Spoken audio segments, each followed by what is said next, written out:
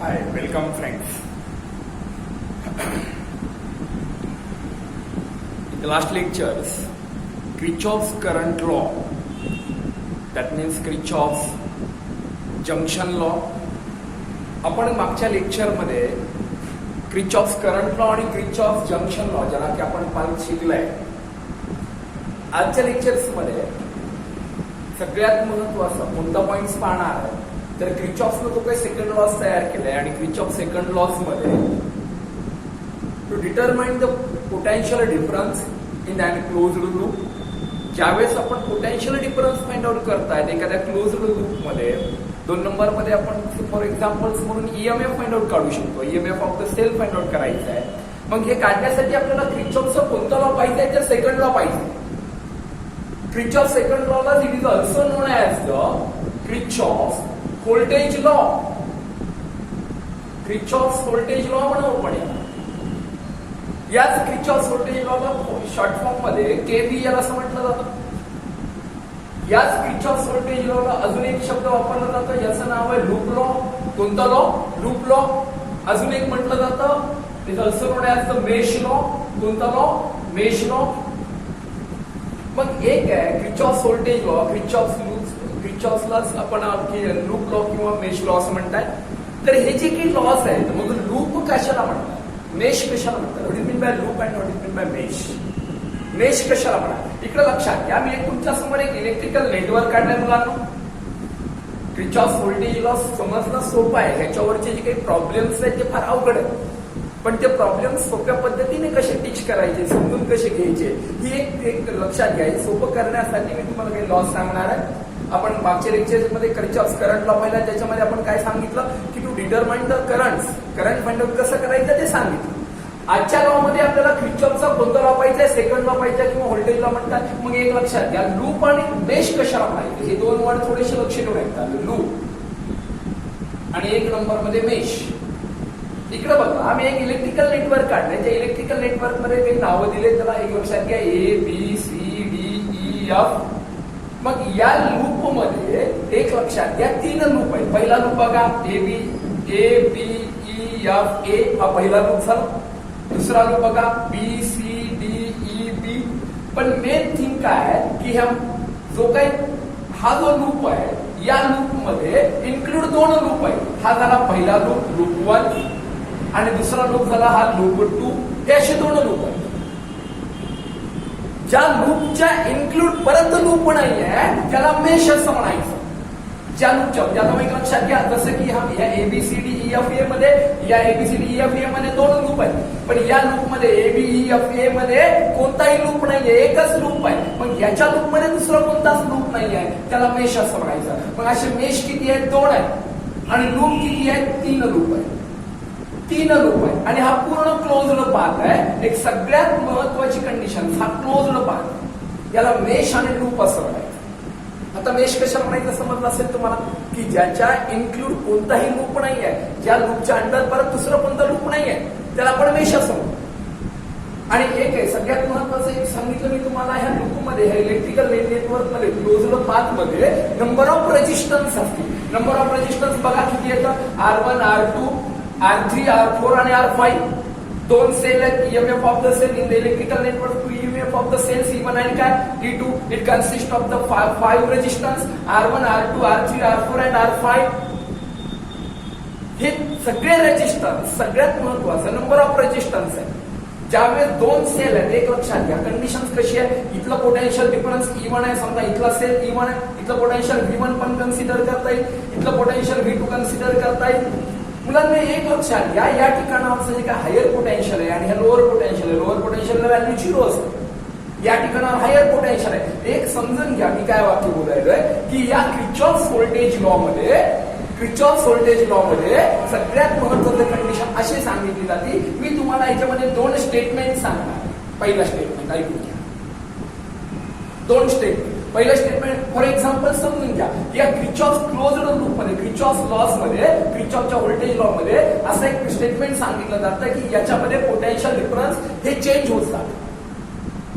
आणि चेंज झालेल्या पोटेन्शियल डिफरन्सची जर आपण सम करत असाल तर ती इज इक्वल टू 0 असेल. इज इक्वल टू किती आहे 0 असेल. म्हणजे फॉर एक्झाम्पल मी एक समजा कन्सिडर करा की मी घरून निघत असताना 100 रुपये घेऊन निघालो. माझं पोटेन्शियल किती आहे 100 आहे. माझ्याकडे असणारं पोटेन्शियल 100 आहे. पण मी इथं घरून निघाल्यानंतर पुढे एका दुकानात गेलो, तिथं मी फिजिक्सचं 50 रुपयाला एक बुक घेतलं. मला सांगा -50 झालं, पोटेन्शियल चेंज होत आहे. परत तिथून मी दुसऱ्या एका स्टेशनरीच्या दुकानावर गेलो. स्टेशनरीच्या दुकानावरून मी एक 30 रुपयाचं परत एक मार्कर पेन घेतला. परत -30 झाली, पोटेन्शियल चेंज होतं. परत मी तिथून निघाल्यानंतर पुढे गेल्यानंतर एक लक्षात घ्या, मी परत अजून एक 20 रुपयाची दुसरी एक वस्तू घेतली. परत बघा -20 आले, -50, -30, -20 आणि फायनली मी ज्या पॉइंटवर स्टार्ट झालोय त्या पॉइंटवर वापस येतोय. म्हणजे मला सांगा इथं आल्यानंतर पोटेन्शियल किती राहतंय 0. मग मी जर ह्या चेंज झालेल्या सगळ्या पोटेन्शियलची जर सम करत असेल, algebraic sum of change in a potential difference is equal to the 0 in a closed loop. In कोणता लूप पण closed loop. In closed loop मध्ये algebraic sum of the change in a potential difference is equal to 0. This is called as the Kirchhoff's second law. This is also known as the voltage law. Voltage law मध्ये काय change होत आहे? Change in a potential, change in a voltage. Voltage change होत आहे. म्हणून याला आपण क्रिचॉफचा कोणता लॉ असं म्हणून सेकंड लॉ असं. मग क्रिचॉफ सेकंड लॉ सांगत असताना मुलांनो त्याच्या अल्टरनेटिव्ह स्टेटमेंट एक सांगितलं. आपल्याला फायनली आपण समेशन ऑफ एक लक्षात घ्या. याला लिहित असताना मी असं लिहित समजा कन्सिडर करू आपण. याला पोटेन्शियल V1 म्हणू, याला पोटेन्शियल V2 म्हणू, याला पोटेन्शियल V3 म्हणू. म्हणजे मी रिप्रेझेंट करत असताना V1 plus V2 plus V3 is equal to 0. This is called as a Kirchhoff's voltage law. याच्याच अल्टरनेटिव्ह स्टेटमेंट मध्ये अजून एक स्टेटमेंट सांगितलं जातं, ऐकून घ्या. हे स्टेटमेंट फार महत्वाचं आहे. आपल्या शिकण्याची जी सिक्वेन्स असणार आहे, म्हणजे तुम्हाला ते ज्या सिक्वेन्सनं शिकवणार आहे ती सिक्वेन्स अशी आहे मुलांनो. कोणती? सगळ्यात पहिलं महत्वाचं मुलांनो हा स्टेटमेंट पाहणं गरजेचं आहे. दुसरी गोष्ट म्हणजे हे ज्यावेळेस मी एक इलेक्ट्रिकल नेटवर्क बनवतोय त्या इलेक्ट्रिकल नेटवर्क मध्ये जो काही पोटेन्शियल डिफरन्स आहे तो ट्रीटेड ॲज अ पॉझिटिव्ह और निगेटिव्ह असतो. मग हे पॉझिटिव्ह आणि निगेटिव्ह असेल. ईएमएफ ऑफ द सेल जो इलेक्ट्रोमोटिव्ह फोर्स आहे तो पण पॉझिटिव्ह आणि निगेटिव्ह असतो. तो पॉझिटिव्ह कधी असतो आणि निगेटिव्ह कधी असतो हे समजण्यासाठी दुसरी कंडिशन काय माहिती पाहिजे? साइन कन्व्हेन्शन माहिती पाहिजे. कोणते convention? Sign convention. Sign convention वरून आपण जे काही इलेक्ट्रिकल नेटवर्क काढलंय त्या इलेक्ट्रिकल नेटवर्क वरून आपण काय तयार करू? इक्वेशन तयार करू. पण हे इक्वेशनचा वापर कशासाठी करायचा आहे तर इथं समजून घ्या. टू डिटरमाइन द कोणतं difference? Potential difference. I and R पुन्हा तुम्ही ह्याच्यामध्ये अजून काढू शकता. EMF of the cell. Separate करंटची व्हॅल्यू पण काढता येईल तुम्हाला. सेपरेट लक्षात घ्या, सेपरेट रेजिस्टन्सची व्हॅल्यू काढता येईल, सेपरेट ईएमएफ ऑफ द सेलची व्हॅल्यू काढता येईल. पण हे सगळं करण्यासाठी त्या 4 गोष्टी फार महत्त्वाच्या. कोणत्या? स्टेटमेंट, साइन कन्व्हेन्शन आणि त्या साइन कन्व्हेन्शन वर मी जे काही साइन कन्व्हेन्शन काढल्यानंतर जे काही नेटवर्क देणार आहे प्रॉब्लेम सोडवत असताना तुम्हाला बोर्ड आणि नीट मध्ये एक इलेक्ट्रिकल सर्किट, जे कॉम्प्लेक्स सर्किट म्हणतो आपण याला, एक कॉम्प्लेक्स सर्किट दिलं जाईल आणि या कॉम्प्लेक्स सर्किट मधून काय फाइंड आउट करायला सांगितलं जाईल तर करंट काढायला सांगितलं जाईल. ज्या नेटवर्क मध्ये नंबर ऑफ लूप असतील, ज्या क्लोज पाथ मध्ये नंबर ऑफ लूप असतील त्या नंबर ऑफ लूप मधलं तुम्हाला काय काढायचंय तर एक लक्षात घ्या, करंट काढायला सांगितलं जाईल. ईएमएफ ऑफ द सेलची ईएमएफ ची व्हॅल्यू काढायला सांगितली जाईल. आणि हे काढण्यासाठी तुम्हाला फार महत्वाचे इक्वेशन. तुम्हाला सेपरेट जर तुम्ही 2 लूप घेत असताल तर पहिल्या लूपचं एक सेपरेट इक्वेशन घ्या, दुसऱ्या लूपचं एक सेपरेट इक्वेशन घ्या आणि एक लक्षात घ्या जर तिसरा लूप असेल तर त्याच्यामध्ये तिसऱ्या लूपचं एक इक्वेशन घ्या. ह्या 3 इक्वेशनचा युज करून काय फाइंड आउट करता येईल तुम्हाला, करंट काढता येईल. ते कसं काढायचं मी ते पुढे जाऊन सांगेन. पण त्याच्या अगोदर मी तुम्हाला सगळ्यात महत्वाचं जो काही पहिलं स्टेटमेंट सांगितलं ते पहिलं स्टेटमेंट असं होतं मुलांनो, algebraic sum of change in the potential difference is equal to the 0 in a closed loop. ते सांगितलं मी तुम्हाला. सगळी summation of V1 plus V2 plus V3 is equal to 0. त्याच्यानंतर मी तुम्हाला अजून एक स्टेटमेंट सांगणार आहे. काय ऐकून घ्या. मला सांगा या सर्किटमध्ये इलेक्ट्रिकल नेटवर्क मध्ये I1 R1 दिसतोय तुम्हाला, I2 R2 दिसतोय, I2 R4 दिसतोय, I1 R3 दिसतोय. मला सांगा सेपरेट कंडिशन्स मध्ये अजून एक कंडिशन्स मध्ये ऐकून घ्या. ह्याच्यामध्ये सरळ हे 2 प्रॉडक्ट म्हणजे कोणता डिफरन्स? Potential difference. हा झाला पहिला पोटेन्शियल डिफरन्स. हे झालं मुलीला पहिला पोटेन्शियल डिफरन्स, ज्याच्यामध्ये प्रॉडक्ट मध्ये करंट आणि कोण असेल रेजिस्टन्स. किती सेल आहेत? 2 सेल आहेत, E1 आणि काय E2. याच्यामध्ये E1 is greater than E2 आहे. E1 कोणाच्या ग्रेटर आहे? E2 चे आहे, म्हणजे 2 सेल आहेत. मग एक लक्षात घ्या, सांगितलंय काय, जेवढ्या ह्या क्लोज्ड पाथ मध्ये पोटेन्शियल डिफरन्स आहे, जेवढे पोटेन्शियल डिफरन्स आहे, जेवढे ईएमएफ ऑफ द सेल्स आहेत, त्या सगळ्यांची जर सम केली तर इज इक्वल टू 0 असेल. स्टेटमेंट बघा, the algebraic sum of potential difference product of current and resistance and product of current and resistance and electromotive force, that means E1 and E2 in a closed loop is equal to 0. मग equation बनवत असताना mathematically express कसं करू? Mathematically express करत असताना summation of IR plus summation of E is equal to 0. तुम्ही एक लक्षात घ्या, हा एक स्टेटमेंट लक्षात ठेवता, स्टेटमेंट नंबर 1 आणि स्टेटमेंट नंबर 2 असे 2 स्टेटमेंट लक्षात ठेवतात. 2 स्टेटमेंट कोणतं झालं? Summation of IR plus summation of E is equal to 0. म्हणजे जेवढे प्रॉडक्ट असतील याच्यामध्ये जेवढे कॉम्पोनंट आहेत इलेक्ट्रिकल नेटवर्क मध्ये, जेवढे कॉम्पोनंट आहेत त्या सगळ्या कॉम्पोनंटची सम करावं लागेल आणि इज इक्वल टू 0 दाखवायचंय. मग इक्वेशन दाखवत असताना हे सगळ्यात महत्त्वाचं मुलांनो, हे झाले 2 स्टेटमेंट पाठपूर्वक. पहिलं स्टेटमेंट पाठ केलंय, दुसरं पाठ केलंय. पहिलं सांगितलं मी तुम्हाला, the algebraic sum of potential difference product of the current and resistance I and R and electromotive force E1 and E2 in a closed loop is equal to the 0. आपण या इक्वेशनचा यूज करून, एक लक्षात घ्या, ह्या मॅथमॅटिकल एक्सप्रेशनचा यूज करून आपण हे पूर्ण नेटवर्क इक्वेशन मध्ये लिहू. हे प्रूफ करून दाखवू आपण की हे इज इक्वल टू 0 कसं असतं. मग हे प्रूफ करण्यासाठी मला सगळ्यात महत्वाचं आहे सेकंड स्टेप कडे जायचं आहे, आणि सेकंड स्टेप आहे आपली साइन कन्व्हेन्शन्स. हे आय आणि आर पॉझिटिव्ह कधी असतात, हा ईएमएफ पॉझिटिव्ह कधी असतो, हा IR निगेटिव्ह कधी असतो, हा ईएमएफ निगेटिव्ह कधी असतो, हे आपल्याला पाहिजे. मग हे पाहत असताना लक्षात घ्या, मी स्टेटमेंट कडे गेल्यानंतर पाहू आपण sign conventions. Sign conventions, sign conventions काय? साइन कन्व्हेन्शन्स मध्ये एक पहिलं साइन कन्व्हेन्शन्स ऐकून घ्या. If the circuit with travels in the direction of current, ज्या वेळेस सर्किट मध्ये जे काही पाथ घेणार आहे, जो काही लूप घेणार आहे, तो लूप घेत असताना कन्सिडर करा, हा झाला रेजिस्टन्स, जो पोटेन्शियल डिफरन्स मधला पहिला प्रॉडक्ट आहे. दुसरा प्रॉडक्ट करंट I आणि R.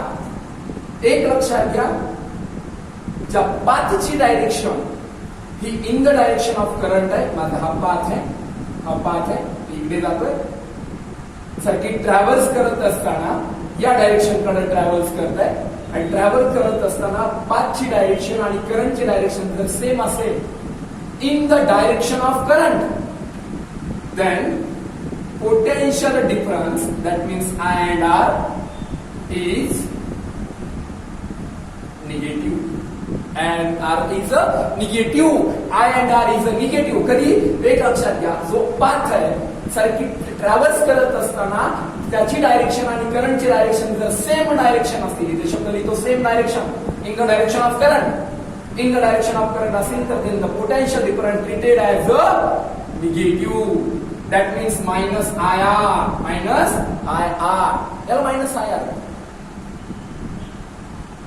मुलांना नेटवर्क सोडत असताना सर्किट सारखं, सर्किट इलेक्ट्रिकल नेटवर्क सोडत असताना जो काही सर्किट आहे तो सोपा आहे, कॉम्प्लिकेटेड सर्किट आहे, सिंपल सर्किट आहे का कोणता सर्किट आहे हे फार महत्वाचं आहे. कॉम्प्लेक्स सर्किट असेल तर तो समजून घ्या, असा मायनस IR झाला.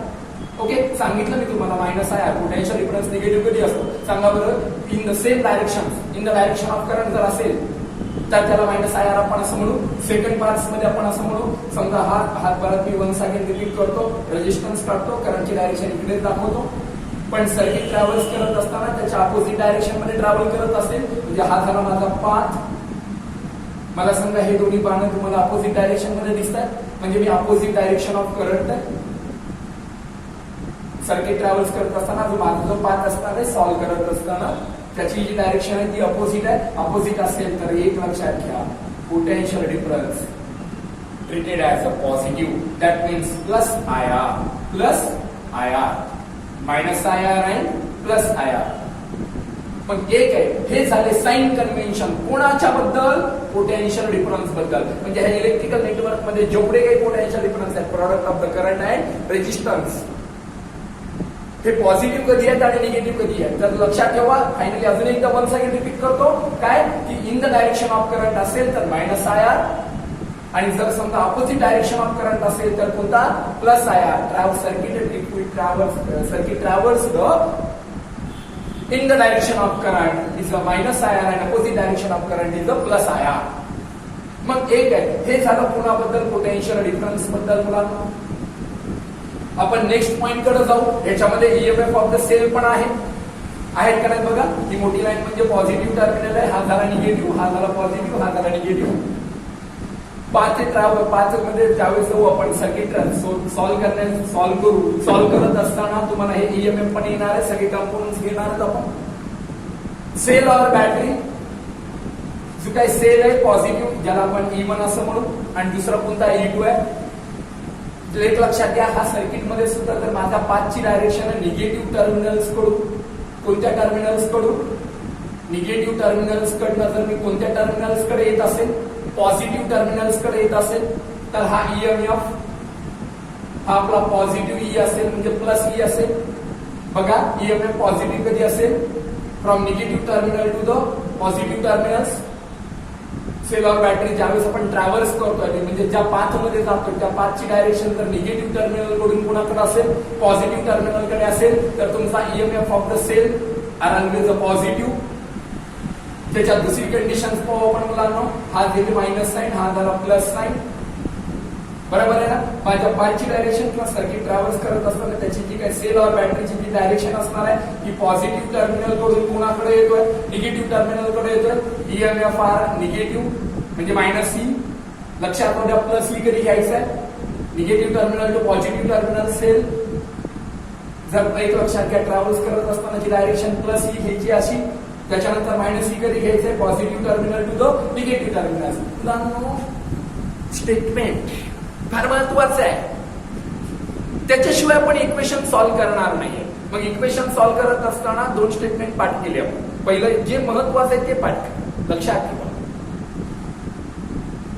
in a closed loop the algebraic sum of the potential difference, the product of the current and resistance and electromotive force is equal to the zero. Is equal to the zero. त्याच्यानुसार मी तुम्हाला त्या product of the potential difference IR is positive and IR negative. IR positive कधी आहे, IR negative कधी आहे ते सांगितलं. In the direction of current असताल तर IR निगेटिव्ह आहे. अपोजिट डायरेक्शन ऑफ करंट असेल पाथ तुमचा तर तो IR हा पॉझिटिव्ह आहे.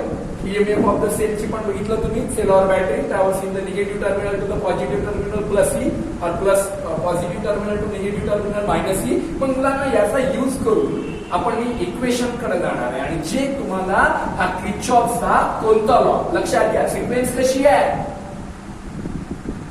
क्रिचॉफचा सेकंड लॉ. आता मला सांगा याच्यामध्ये किती लूप आहेत ते सॉल्व्ह करून दाखवतो तुम्हाला. समेशन ऑफ इक्वल टू दोघांचा सम केल्यानंतर झिरो कसं येतं ते तुम्हाला मी करून दाखवतो. पहिला लूप घेऊ आपण मुलांना. A B E F A. According to the Kirchhoff's voltage law, loop A, B, E, F, A. Start करू आपण. लक्षात घ्या, आपण या डायरेक्शन कडनं जातोय. ए कडून कोणाकडं? बी कडं. कंडिशन सांगितली मी तुम्हाला की जर in the direction of current असताल तर जो काही प्रॉडक्ट असेल तो निगेटिव्ह असेल. In the direction of current आहे, माझा पाथ या डायरेक्शनला आहे आणि ज्या डायरेक्शनला पाथ आहे त्याच डायरेक्शनला करंटची डायरेक्शन आहे. दोघांची डायरेक्शन सेम असल्यामुळे हा कॉम्पोनंट हा जो काही प्रॉडक्ट आहे तो निगेटिव्ह असेल. दॅट मीन्स जो काही पहिला पाथ घेतलाय आपण पहा, -I1 R1 minus I1 R1. पुढे चला आपण बी कडनं ई कडे येतोय, बी टू ई. परत एकदा 1 सेकंड रिपीट बघा. In the direction of current असेल म्हणजे minus I3 R5, minus I3 R5. परत खाली येऊ आपण ई कडनं एफ कडे. In the direction of current असेल आपण परत आपला पाथ त्याच सेम डायरेक्शनच्या करंटच्या. परत लक्षात घ्या minus I1 R3 minus I1 R3. यो पुढे सेम ईएमएफ आहे. जो E1 आहे आपण negative terminal to positive terminal जातोय म्हणजे हा प्लस E1 झाला. Plus E1 is equal to 0. Plus E1 is equal to 0. हे झालं पहिल्या लूपचं इक्वेशन्स. याच इक्वेशनला आपल्याला असं सुद्धा लिहिता येईल मुलांना. बघा परत एकदा रिपीट. तुमच्या माहितीच तो याच्यामध्ये अजून एक कंडिशन सांगितली जाते की जेवढा ईएमएफ आहे तो इक्वल कोणाच्या असेल, प्रॉडक्ट ऑफ द पोटेन्शियल डिफरन्सच्या. म्हणजे हा प्लस E1 ला इथंच ठेवा. इज इक्वल टू ह्या सगळ्या निगेटिव्हच्या टर्म इज इक्वल टूच्या पलीकडच्या साइड मध्ये जर घेतल्या तर I1 R1 प्लस लक्षात घ्या I1 R1 plus I3 R5 plus I1 R3. Okay, equation number first. Equation number first बघा मी काय काय सोडवलंय. पहिला पाथ हा घेतलाय मुलांनो. आपण सेकंड लूप घेऊ, सेकंड पाथ घेऊ किंवा सेकंड लूप घेऊ. लूप सेकंड कोणता आहे, किर्चॉफ सेकंड लॉचा बी. असं काही नाहीये. करंट फ्लो होत असताना positive terminal higher potential to lower potential flow होतो. असं नाहीये. मी लूप असं जर घेत असेल तर या पद्धतीने लिहिता येईल. याच्यामध्ये मला हा पाथ सुद्धा घेता येईल, इकडनं सुद्धा सर्कल लूप घेता येईल कारण की करंटची डायरेक्शन या टर्मिनल वरून इकडे येत आहे. ओके, पण ज्यावेळेस इक्वेशन घ्यायचं ते कसंही सोडवलं तरी आन्सर बरोबरच येणार आहे. आपण सेम तसं सोडू. B C D E B घेऊ आपण. B C D B, B C D E आहे, ई आणि परत बी आहे. सॉल्व्ह करू according to the Kirchhoff's voltage law. आणि क्रिचॉफ्स व्होल्टेज लॉ नुसार आपण हे इक्वेशन सॉल्व्ह करत असताना परत एकदा बघा आपला पाथ जो आहे तो बी कडनं सी कडे आहे. म्हणजे आपला पाथ जो बी कडनं सी कडे आहे तो करंटच्या अपोजिट डायरेक्शन मध्ये आहे. आणि अपोजिट डायरेक्शन मध्ये असेल तर potential difference treated as a positive. पण पोटेन्शियल डिफरन्स पॉझिटिव्ह म्हणजे plus I2 R2 plus I2 R2 plus I2 R2. परत खाली या बॅटरी आहे जो कंपोनंट आहे second component. Positive terminal to negative terminal that means minus E2. खाली येऊन परत आपण एक लक्षात घ्या. परत आपण डी कडनं ई कडे जातोय म्हणजे पाथची डायरेक्शन करंटच्या अपोजिट डायरेक्शन मध्ये म्हणजे I2 आणि R4 plus I2 R4 plus I2 R4. या डायरेक्शन मध्ये जाऊ आपण ई कडनं बी कडं. परत आपण करंटच्या अपोजिट डायरेक्शन मध्ये प्लस कोणते component I3 R5, I3 R5 is equal to 0. मी मगाशी म्हटल्याप्रमाणे मुलांनो की जेवढा प्रॉडक्ट आपण ईएमएफ ची आपण सम करताय सगळ्या ईएमएफ ची sum is equal to total EMF of the cells. हा एक लक्षात घ्या सगळ्या प्रॉडक्टच्या पोटेन्शियल डिफरन्सच्या इक्वल लिहिता येतो. म्हणजे एक लक्षात घ्या प्लस प्लसच्या टर्म्स कोणत्या I2 R2 आहे, I2 R4 आहे, I3 R5 आहे. ते मायनस E2 आहे त्याला पलीकडे कॉम्पोनंट्स मध्ये असंही लिहू शकता मुलांना तुम्ही. E2 इज इक्वल टू हे मायनस E2 आहे. फक्त पलीकडच्या साईडने लिहू आपण. E2 is equal to E2 is equal to is equal टूच्या समोरच्या साईडने राईट हँड साईड मध्ये लिहू. मग E2 इज इक्वल टू परत I2 R2 plus I2 R4 plus I3 R5 is equal to 0. याच्यामध्ये इथं I2 कॉमन आहे तुम्ही याला असे लिहू शकता. E2 is equal to I2 common आहे. R2 प्लस काय R4 plus I3 R5. This is the second equation. Kirchhoff's voltage law. वेगवेगळ्या नेटवर्क मध्ये वेगवेगळे इक्वेशन्स तयार होतील मुलांना. आणि इक्वेशन तयार करत असताना बघा मी सिक्वेन्स जी सांगितली तुम्हाला त्या सिक्वेन्स मध्ये मी हा पहिला लूप एक घेतला, हा दुसरा लूप घेतला, मी तिसरा लूप सुद्धा सोडू शकतो. आणि त्या तिसऱ्या लूपचं नाव आहे A B C D E F and A. या पाथ मध्ये पण सोडवता येईल. कसं करायचंय तुमच्या लक्षात आलं असेल. फायनली मी एकदा सिक्वेन्स सांगतो. म्हणजे आजच्या लेक्चर्स मध्ये क्रिचॉफ्स व्होल्टेज लॉ, ज्याला केव्हीएल असं म्हणतो, पण Kirchhoff's voltage law according to the एक लक्षात घ्या, according to the law of conservation of energy. याच्यामध्ये सगळ्यात महत्वाचा क्रिचॉफ्स करंट लॉ जो पहिला. क्रिचॉफ्स करंट लॉ हा based on the law of conservation of a charge होता. आणि जो क्रिचॉफ्स व्होल्टेज लॉ आहे तो Kirchhoff's voltage law of conservation of energy. Okay, थोडंसं लक्ष देऊन ऐकू. फायनली थांबू आपण नंतर. मी सांगितल्याप्रमाणे लक्षात राहू द्या, समेशन हे 2-3 प्रॉडक्ट लक्षात राहू द्या. Change in potential difference is equal to 0. त्याला ऑल मध्ये मी पण सांगितलं होतं algebraic sum of the potential difference, that means product of the current and resistance and summation of the electromotive force is equal to 0. Sequence लक्षात राहू द्या. Sign conventions मध्ये मी सांगितलं तुम्हाला, in the direction of current जर तुमचा path असेल, in the direction of current, तर जो काही प्रॉडक्ट आहे पोटेन्शियल डिफरन्सचा तो निगेटिव्ह असेल, that means minus IR. 2 number मध्ये जर तुम्ही अपोजिट डायरेक्शन्स मध्ये असताल, करंटच्या अपोजिट डायरेक्शन मध्ये असताल, जो काही पोटेन्शियल डिफरन्स आहे treated as a positive, that means plus IR. आणि सेल और बॅटरीचा, सेल और EMFचा जर विचार केला तर ट्रॅव्हल करत असताना negative terminal to positive terminal travel करत असाल तर तो सेल, तो EMF हा पॉझिटिव्ह असेल. आणि जर तुम्ही पॉझिटिव्ह टर्मिनल कडून निगेटिव्ह टर्मिनल कडे जात असाल तर तो सेल और EMF निगेटिव्ह असेल. आपण या क्रिचॉफ्स व्होल्टेज लॉ वरचे प्रॉब्लेम कसे सोल्व्ह करायचे, कसे सॉल्व्ह करायचे ते आपण सेकंड लेक्चर मध्ये पाहू. Okay, thank you.